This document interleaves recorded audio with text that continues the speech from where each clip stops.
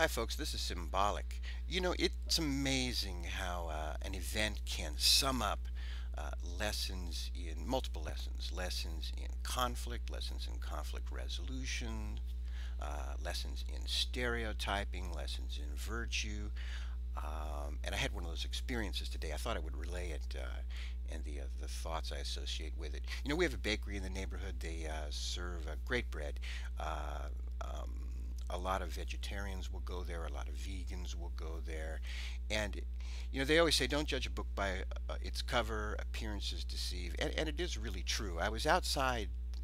They have tables outside, and I was having some bread, and a guy rode up on his bicycle, middle-aged guy wearing spandex, looking sort of well dressed for health, going to the vegetarian bakery, um, and he parked his bicycle, got off, and tied it to a parking meter right in front of the tables. And in front of there were lots of little birds. You know, they're the little ones, little blackbirds, really smart, sharp little guys, and some pigeons, peaceful pigeons, you know, bobbing back and forth and going around, and you can feed them, which makes them happy.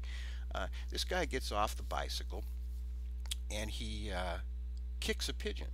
He just kicks a pigeon, you know, and you could I saw it, and you can hear it too. So I was appalled. I asked him, "Did you just kick a bird?" And he said, "Well, I missed." He's lying. He didn't miss. I was right there. I saw it. Um, so then a little verbal altercation ensued, a little conflict, you know. And I pointed out that I thought this was a cruel thing to do. Why in the world would you just for no reason kick a bird? You know, what was the bird doing? The bird wasn't harming him, wasn't a threat to him. You know, it's just a mean thing to do. At this point, then he showed me his hatred. You know, now hatred expressed on the physical face um, is really the ugliest thing that I've seen over the course of my lifetime that I've seen in people. It really distorts the face. I've seen fear, you know, and fear is not necessarily attractive, but hatred, really, for lack of a better word, I suppose you could say it looks demonic. The person's face becomes extremely distorted. Um, and he then becomes very threatening. Of course, seen him kick a bird, I don't expect much courageous behavior out of the man because kicking a bird is really a cowardly thing to do, you know.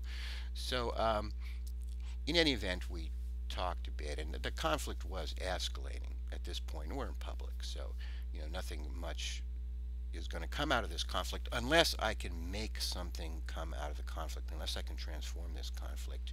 So, in any event, I find myself looking in his eyes and saying, "Is that how you think you're going to rise to heaven?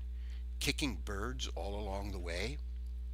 And I could see that it forced an image in his mind of him, an absurd image of him, you know, rising up through the air towards heaven, kicking birds, you know, as he rose to heaven, which was an absurd idea. He got a very quizzical look on his face, calmed down, and then just, you know, kind of went into the bakery in a daze. So, uh, you know, I think he learned something from it. I don't know how profoundly it will affect his, you know, future conduct. I don't know if he will continue to kick birds. Um, but I find it curious too because by mixing humor I think usually often includes an element of the absurd.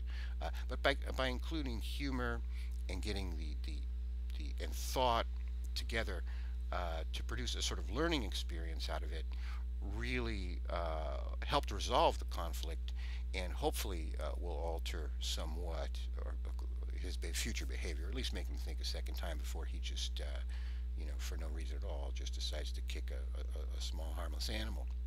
Um, so just some thoughts on conflict resolution, absurdity, stereotyping, the whole bit all rolled into one. Um, a symbolic thought. Thanks for watching and listening. Take care. Bye bye.